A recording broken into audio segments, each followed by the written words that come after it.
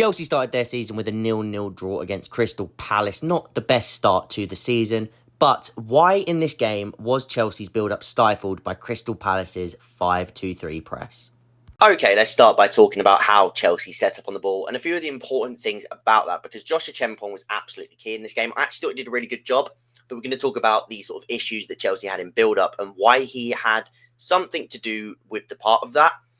But how Chelsea set up essentially in that three at the back as usual. Then you had Caicedo in this sort of middle lone pivot area. And then, of course, you had the diamond, as we suspected, / kite, where you had Enzo Fernandez and Cucurella in these positions here. And then, of course, Cole Palmer sort of in this area just off screen here as at the tip of the diamond. So, Joshua Chempong, when it comes to that sort of ability on the ball, if you watch my centre-back video, you'll know that I think he is really good at sort of manipulating his angles and using the fact that he's comfortable and calm on the ball. He's willing to put his foot on the ball, use ball rolls, and sort of open up those passing angles. However, he's young, and I think as mistakes happen, it can affect his confidence. And I think in these areas, there was one moment in the game where he sort of tried to thread the pass as that central centre-back is sort of there to do. He's sort of there to slow the game down, attract pressure from that. If we just put a path on this sort of Palace press, in that sort of drag that pentagon forward and then try and split the lines with a pass into the free pocket player, which again, in this instance is Enzo Fernandez. However, on this occasion, it gets cut out, which leads to a chance for that three to get at Chelsea with not enough players back to defend the transition. Now, yes, it's defended well enough, but I think it was this chance that led to the free kick being given away, which then, of course, got overturned because of the rule and the sort of infringement of Gerhi being too close to the wall, which led to the goal being disallowed. But it's that sort of thing that can scupper the confidence of such a young player to continue to try this, because I do think that, I mean, we showed the pass map at the beginning, the pass maps and sort of those average positions and the clusters of passes. And I think that Chelsea's ability to break that first block of pressure was really sort of hurt in this game. Now, again, as you can see, you've sort of got that three at the back. You got 1, 2, 3. And then what you had is Caicedo. Now, we spoke about this in the build-up to the game. Cucurella coming into this sort of area here, which hopefully if you guys didn't miss the preview, you'll be aware that this is exactly what I called, that Cucurella was going to try and pin himself onto Sarr to really open up that angle for either Chalobah to drive forward or for him to then drift into this space and hopefully Richards to not meet him there as often as he did. But again, Richards actually did a really good job at tracking him in those moments. But it was these sort of areas again where it ended up sort of being recycled and we weren't able to find these sort of zones of space as often as we would have liked between the lines of this sort of five-man press in the middle of Crystal Palace. If we go to this, though, this is sort of the key part of this game for me, is when Caicedo drops in and he's the one that can see the picture, because he's been playing in that role and he's been building that confidence. He was Chelsea Player of the Year last season. He's got the confidence to do that. And he drops in and he feeds that ball straight through the block, straight through the middle of the block as well. Like, the passing gate isn't even that wide when you look between Hughes and Wharton in this sense. But he fizzes it in there, sort of really unexpected, a bit disguised, but also just the pace of it to get it into Cole Palmer, allow him to get on the half turn, and it actually generates one of Chelsea's best attacks of especially of the first half at least. And it's that moment and having him drop into these areas, which is extremely key. And we're going to speak about how Maresca sort of tried to use that a little bit more in the second half, because again here, Caicedo dropping in to sort of form that back three now. What you can actually see here, and this happened with Reece James as well, but you can see here, Gusto is actually pushed over to here to sort of offer a bit of width, if that works. There we go. Have both your fullbacks sort of pushed up. Again, you've got Caicedo who's dropped in now. And what you're doing by having that is you're almost overloading that front four press, because you can see now, if I come onto here, I think, is it Lerma who came on? But he's having to track further forward because he doesn't know whether to leave Caicedo or not. So now what you've got is you're dragging those players out of position, creating space in here for someone like Andre Santos, or if that ball can go through the lines, into someone like Cole Palmer or even Liam Delap, who came on the pitch. So it's those moments and this sort of structure that allowed Chelsea to build and find a few more ways through that initial press from Crystal Palace. Now, naturally, in the second half, it did also drop off in comparison to that first half. There was a little bit more aggressive. I think they probably knew that Maresca was going to make some tweaks at half-time, which allowed them to maybe find that spare man a little bit more frequently than they did, or at least affirm to them to be a little bit more risk in trying to find that ball through the line. So maybe Palace dropped off as sort of an approach for that. But again, here, as you can see, let's get the lines. You've got that three here. So you've got Gusto sort of pushed up more, ready to sort of pounce and be further outside on that block. And he's on the outside of Devaney here. But this is the ball that goes forward in to Liam Delap.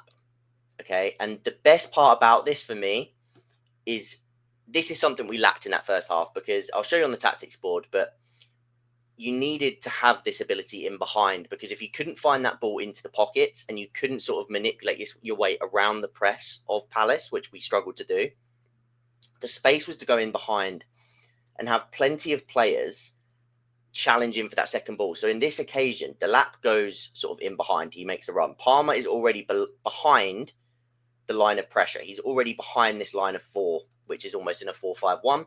So that means that once that ball goes over the top, Santos and Palmer, and even I can't even think who that would be right now. Is that just Cucurella? It might just be Cucurella, I think it is. That goes into Delap, and these players are able to squeeze and win that ball. And what happens is Delap brings it down, Cucurella gets on the ball, and it ends up fashioning the best chance of the game, because where players are drifting over away from Andre Santos, you can see here you've got Richards on Cucurella, you've got Lacroix on Delap, and then if we go to here, you've got sort of Gerhi, who's also sort of coming over to cover. They end up coming into Andre Santos, who ends up skying it. But this is the best chance of the match. This could have easily been a goal. And you've got Esteban attacking that back post as well. And I think we lacked that, and Delap should have come on earlier to give us exactly that. Two other things I wanted to point out about the press, about sort of manipulating the press, because it wasn't just Josh that struggled. Having Trev in this position, who struggled to manipulate the block on his right foot from the left centre-back position, because the inability to sort of find that ball into Cucurella.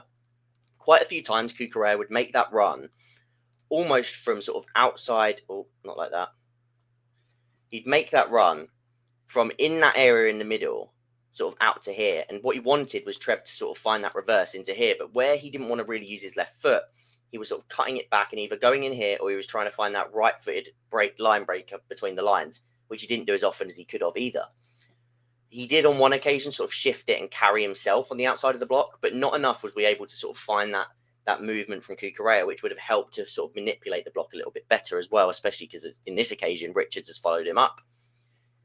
But that was one other issue. And then if we move on to here, I think, again, this sort of shows what we said about the lap. This was one time where sort of João Pedro was able to make that run in behind. And I think it's Reece James here sort of makes that ball over the top. But again, you've got players here who are sort of pushing out of position. You've got Mitchell going out to put pressure on Neto. You've got Gerhi, who's sort of in no man's land at this point because he doesn't know whether to go all the way in with Enzo, who's dropped into the pivot alongside Casado. Wharton, of course, here as well. Both the two midfielders sort of focused on keeping that centre of the pitch locked, which allows that sort of space in behind both of these two players here for João Pedro to penetrate, and he actually does on this occasion. But I think Delap could have done that a little bit more in the second half and given Chelsea different options. Just to quickly show as well, just a few sort of made images. This and the quality is really bad, which is why I didn't show these at the beginning. But as you can see, this is Casado in that first line. Again, he was the one finding that sort of line breaker into Cucurella. And again, on this occasion, he rotates into the back four, forming a back four. Again, Reece James pushing out, like I said, and then he's the one that's able to sort of get his head up and start looking to pick passes between the lines. And he's a little bit more confident in doing that and sort of forcing that ball and punching it through the lines with a bit more pace. So let's go into the tactics board and speak about sort of how this Casado conundrum helps in the long run and what I think Maresca can do to sort of negate that pressure on the central centre-back role. Okay, so now we're on the tactics board. Let's sort of talk about how Chelsea were able, or how they were trying to look to use Casado dropping into that back line, because it is something that they did against Palace last season. Now, with those sort of this wide centre-back, but also the Reece James sort of holding that a little bit more with width, and again what Gusto did, and allowing Casado to sort of drop into that first line. What you end up getting is actually that 4v3 to begin with. Now this would be a little bit higher up because again this was sort of further away from, this was more around the halfway line that this was sort of happening. So if we move everything up a little bit, Chalobah would probably be a little bit more tucked in, sort of like this. But again, the same applies. You're sort of overloading that front three with your back four.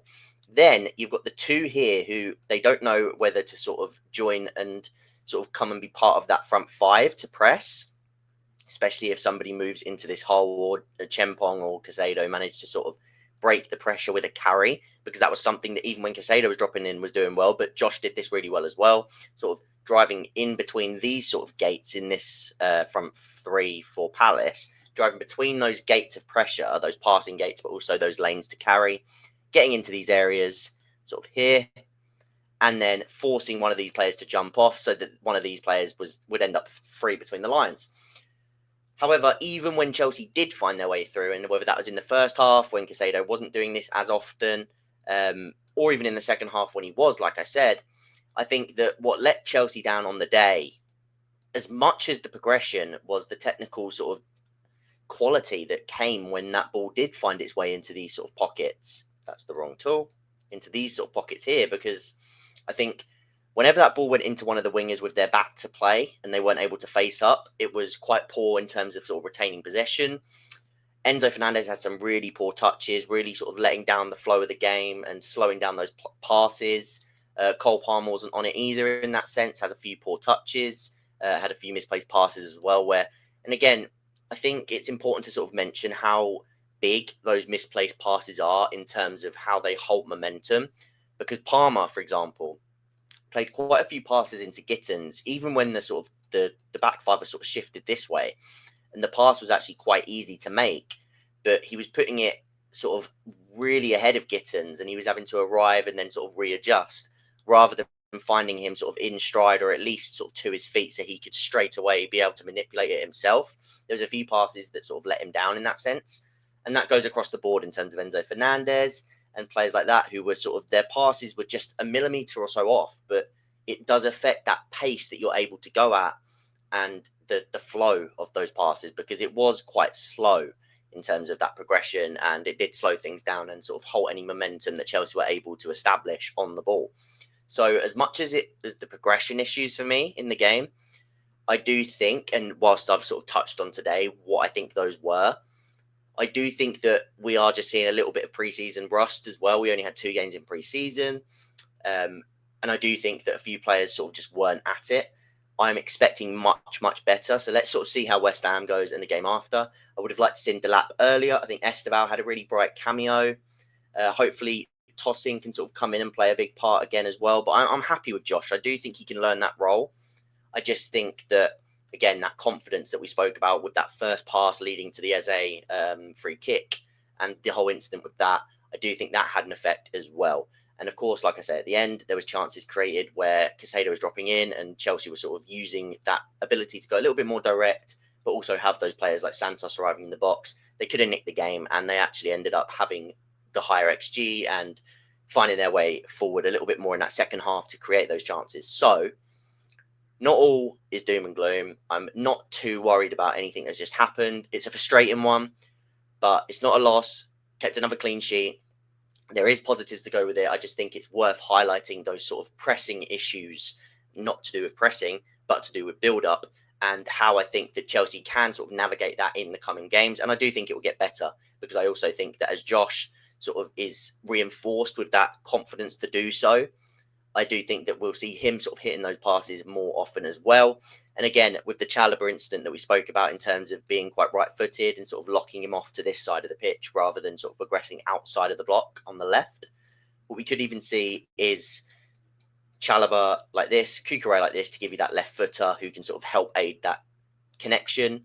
And then we could sort of see Fernandez in the left pocket, Palmer in here, and maybe Reece James in here, sort of in that 3-2-5 or 3-2-4-1 that we've seen. There's lots of different ways of sort of doing this, and I do think in the next few weeks, whether it's Casado dropping in, whether it's Lavia returning and sort of doing that same job that Casado did, a lot of people want to see Enzo do it. I'm not sure we will, but I'd be all for it in terms of seeing it, because of course we know his passing qualities. I just don't know if Maresca will risk it. But and like I say, Kukurea offering that left footer, there's lots of different ways to work around it. So let me know which way you would like to see, and keep an eye out, because we'll be streaming tomorrow and doing a few videos before West Ham, sort of talking about how Chelsea can use someone like Lavia to really take that next step if they can't find a new central centre-back replacement. We'll speak about all of that. We'll do a live stream and we'll carry on with videos before we get the preview, which should be out on Thursday for the West Ham game. Please drop a like to support the video. Subscribe if you haven't already. Let me know all your thoughts, and I will see you guys in the next one.